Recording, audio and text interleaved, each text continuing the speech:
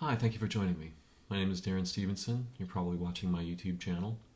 You can find me by that name in San Francisco on Facebook, where I do a lot of posting and talking about topics that I'm interested in. I also have a blog at wondercloud.wordpress.com, and I run a website called organelle.org, where you can find some of the remains of my developmental speculations. I've been talking a lot about a specific topic, which is sort of the ongoing competition for our attention between science and religion. Lately there's been a lot of news about this because there's been some debate, apparently, between people who have various arguments that, frankly, I don't find them all that interesting, but I think they're important because they have implications about our culture and our intelligence that run very deep. So I want to talk again about science and religion, and I probably won't be finished this time because I'm really learning how to have this discussion, partly by making these videos. The first thing I want us to understand is that there's no such thing as religion. It actually doesn't exist. Religion is a word, and it doesn't mean anything except what we intend it to mean in a sentence. So religion by itself does not exist. What exists are people enacting principles that revolve around ideas that we call religious. Some of these ideas are written down. Many of them are written down. But there's no such thing as religion. By itself, it doesn't exist. The only thing that exists, really, on Earth is people writing things and talking about things and doing things that we call religious. So those people doing those things are what we really mean by religion. And religion itself, it doesn't exist. The same thing is true of science. There's no such thing as science. Science cannot say or tell you anything because science isn't a speaker. It doesn't do anything by itself. It's just a word. It's a word that we use to talk about a way of knowing. And that's what actually both of these two strange words represent. They are ways of knowing. There are religious ways of knowing, and there are scientific ways of knowing. Now, most of these ways of knowing have purposes, and the purposes that they claim are not always the purposes that they actually serve when humans start acting them out. So religion's claim is to either tell us about or protect us from the problems or possible opportunities related to what they call our spirit, which they suppose is something separate from us that we get when we're born and maybe goes away or travels somewhere when we die. And they're really worried apparently about certain kinds of bad things we might do down here that could cause big problems for our spirit when we die. And they use this, many religions do, to terrify us. Basically, almost all the religions do that. And almost all of the religions paint Earth as a bad place, right? It's a battleground where evil things happen. And even strangely enough, the Buddhists, which you would think would be outside of this whole conversation about good and evil in any serious way, they seem to believe, at least I may be misunderstanding them, they seem to believe that it's not so great to be born. That really what you want to do is evade birth, and that birth is kind of a result of being improperly sort of enlightened or incompletely enlightened, unless you're a bodhisattva, in which case you come down here to help the people who aren't enlightened. And that's a very crude position or picture of Buddhism. But nonetheless, the problem is that religion seems to think that Earth is a bad place. And most of the religions don't want us to pay any attention to nature of any real kind. And they think that Earth is basically just a battleground, which frankly is utterly ridiculous. Now, science, on the other hand, has a different agenda. They want to tell us about the things that we can be most certain about that have to do with what we perceive. And they also tell us about things that have to do with forces and relationships that we can pretty close to verify by testing them. Yeah? And that means that every time you look at a phenomenon in a certain way, you'll get pretty much the same result. And so you can come to the belief that you know something about it. Now, one of the things that's weird about science and religion is that religion probably will sort of take responsibility for the very difficult and sometimes bad things that it has done. It often produces wars because some of the religions believe that apparently God writes in books, which is one of the most ridiculous ideas I've ever encountered in my human life, and is completely absurd and has nothing to do with God. Nothing. And they also believe that God writes books that tell people to kill each other and to torture each other and to hate the earth and to punish each other. It's pretty surprising that anyone who still has a mind left could ever be convinced of such a ridiculous idea. That idea is completely stupid. And the people who are willing to believe that have either been hypnotized, literally they've been put in a trance, so that their consciousness and their intelligence has just been wiped out and replaced with a description that's utterly nonsensical.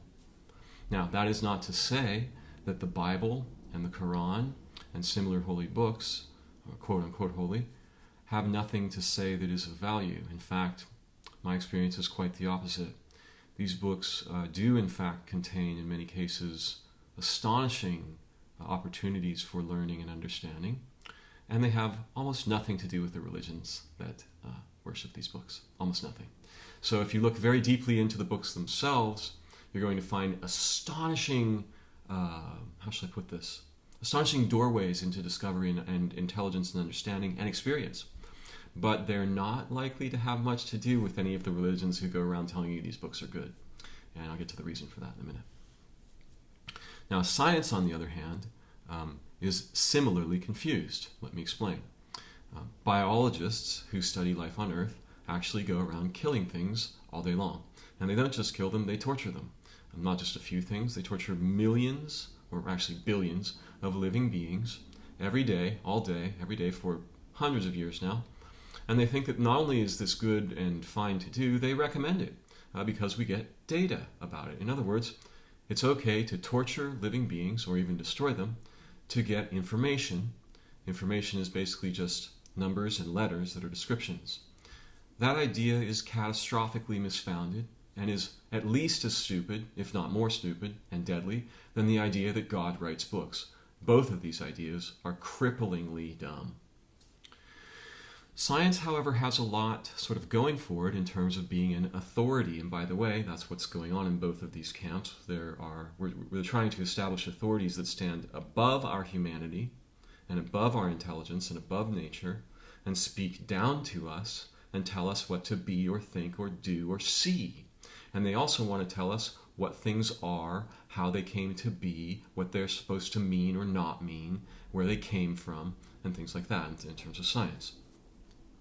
Both of these ideas are very dangerous because the frank truth, the very simple truth, is that the source of both science and religion is the same thing.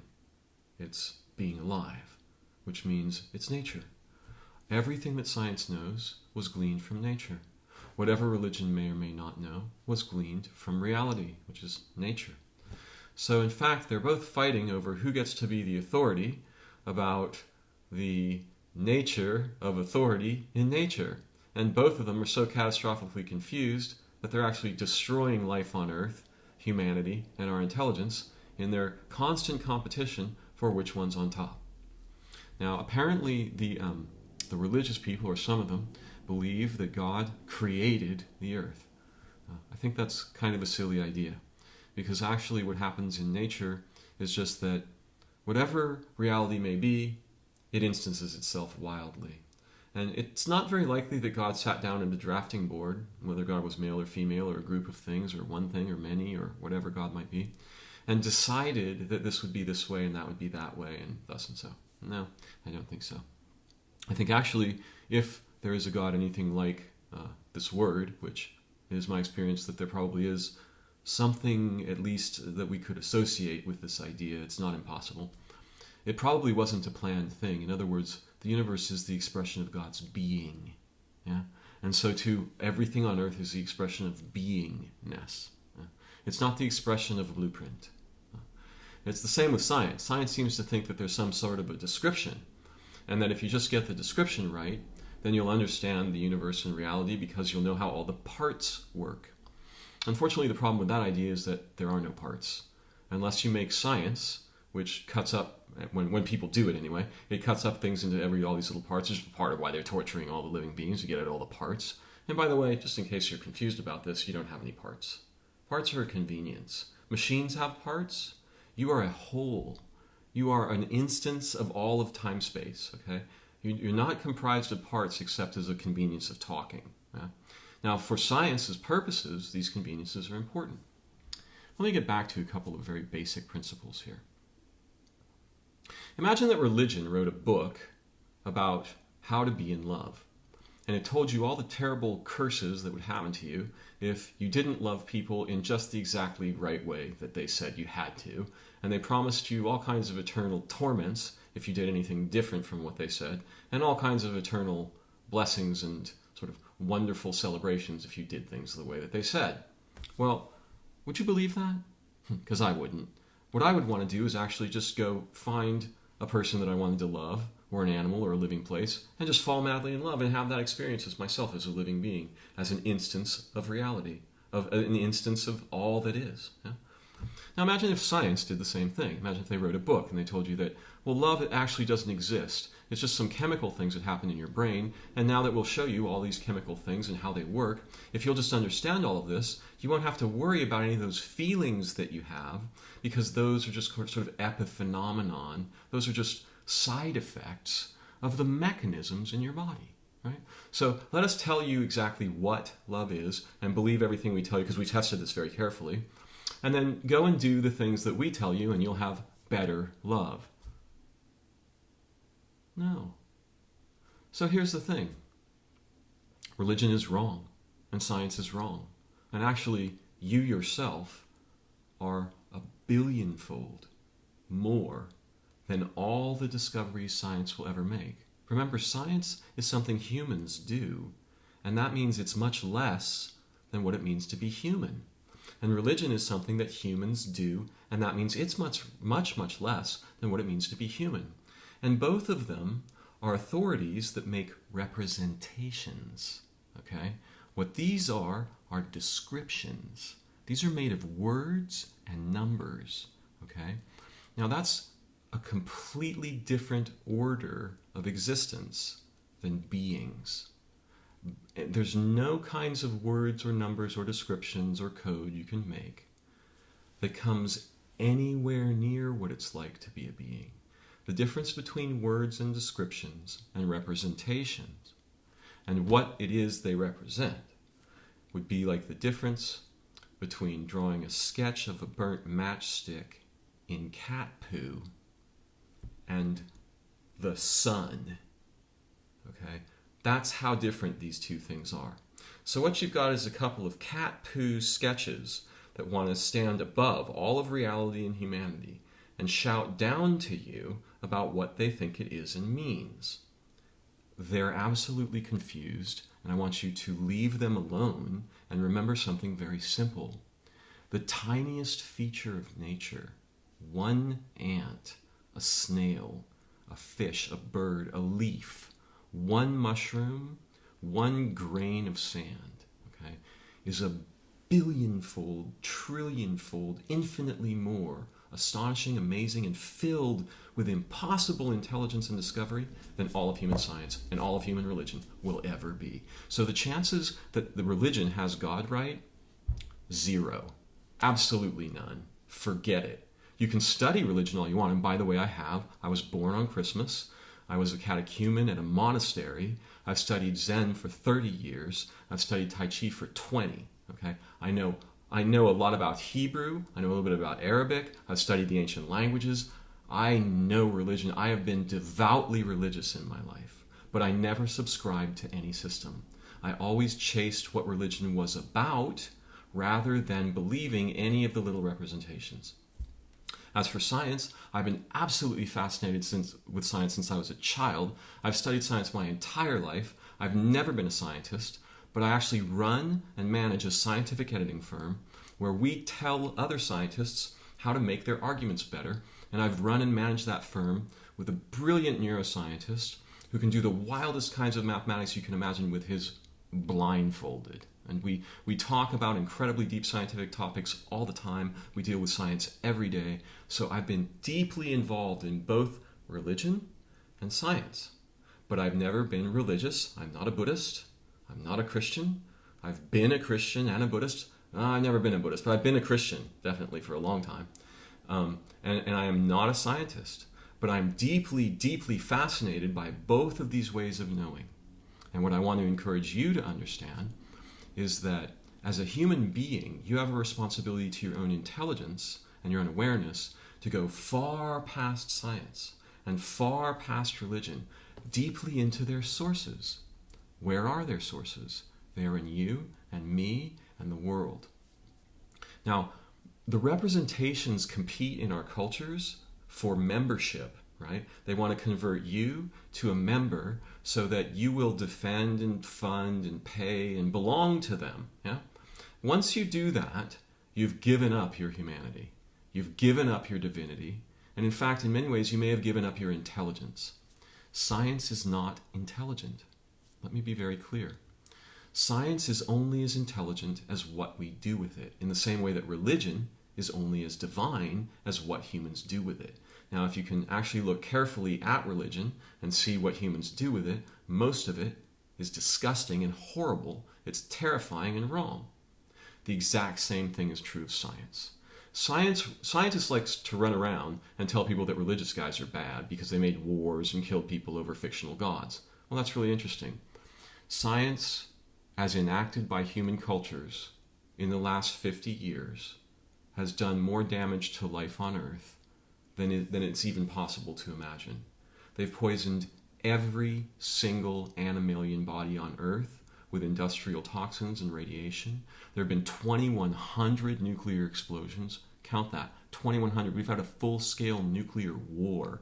Every war and machine on Earth that is wiping out life on Earth, the ecosystems, and filling all of the domains of human experience with noise, poison, pollution, misdirection, actually misprogramming our cells and our genetic basis, which, by the way, is programmed by nature. Okay? So if you interfere with that programming, we all become stupid, we get diseases, the ecosystems crash. The dumber we get, the more science and machines we make. It's a catastrophic nightmare. Science wants to pretend that it's blameless.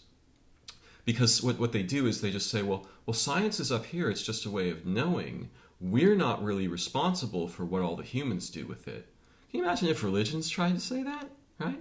Oh, well, we're just a way of knowing. We're not really responsible for what the religious people do.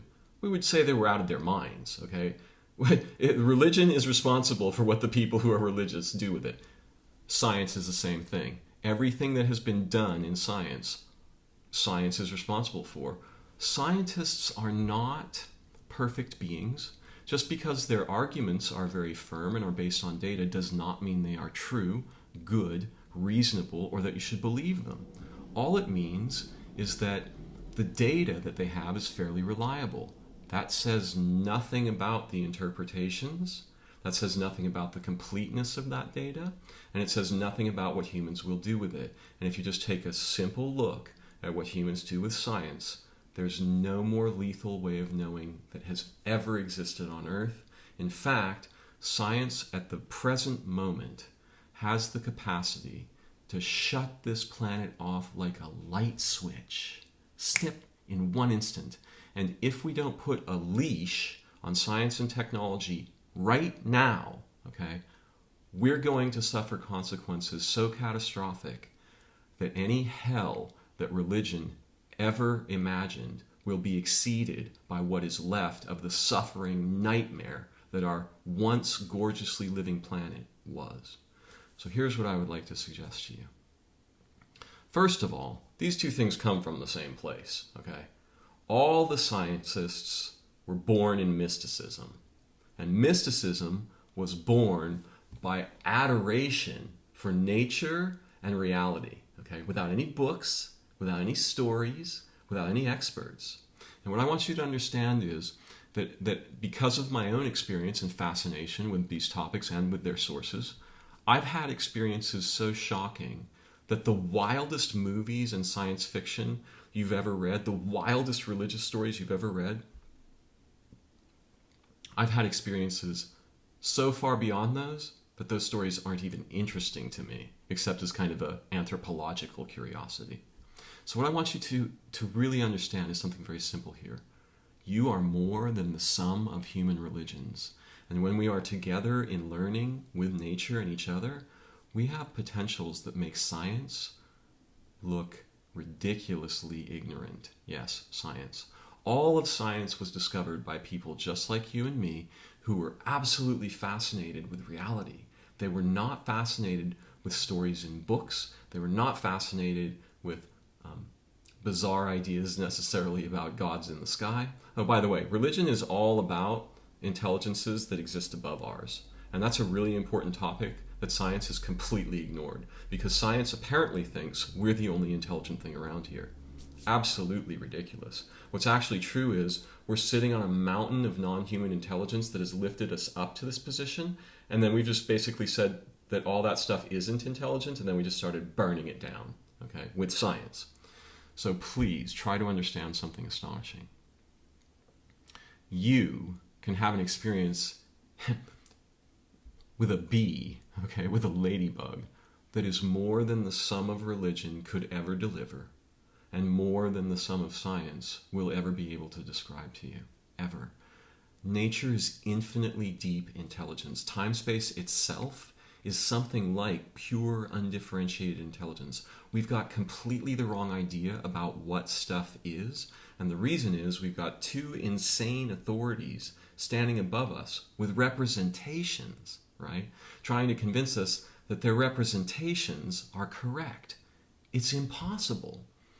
It is probably true that the rudimentary understandings that humans have about DNA and evolution, probably factual. It's also probably true that there's been some kind of a divine progression of development that has led to the impossible, beautiful world and opportunities that we have as living beings in reality. Okay? So both of these things have sources in nature. Neither one of them is nonsense. But let me be really clear. Science doesn't have the slightest idea what evolution means. They don't know what a single cell is. They have no idea what the sun is or for or the meaning of it. If we were to encounter a species, say, 1 billion years older than us, they would have models of reality, models of the identity and meaning and sort of purposive nature of reality that are so far beyond ours that ours wouldn't even look like dung, okay? Yet we're running around thinking that our models are really advanced and intelligent. And even, science has been lately telling us that our brains are computers, that the universe is a computer simulation, that living beings are really just mechanisms. This is schizophrenic insanity. This has nothing to do with life, believe me. And I work with scientists around the world who will tell you outright, just throw that idea out the window. It's schizophrenic. It's almost like what happens when you have a stroke and your left hemisphere suddenly doesn't believe that half your body exists anymore. Your right hemisphere, on the other hand, knows you have both sides of your body. In many cases, science is schizophrenic like this. It's sort of very, very left hemispheric. It pretends that beings and living things they're not really there. They're actually just side effects of mechanics. That's insane, and it's deadly insane, and it will wipe out life on Earth if you don't, put a cap on that stuff.